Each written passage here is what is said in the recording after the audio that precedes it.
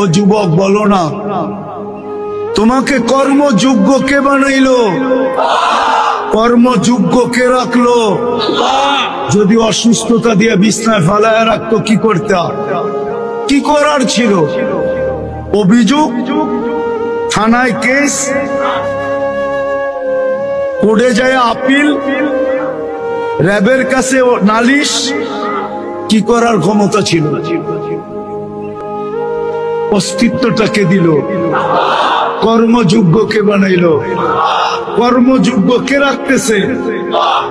কতটুক নুন খাই, গুণ কতটুকু গাই?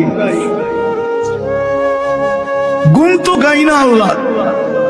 চলেন দেখি জান্নাতের একটু ধারণা দিয়া কার মনে এই আগ্রহ জাগে যে আমি চাই আল্লাহ আমাকে জান্নাতের বিনিময়ে কিনো।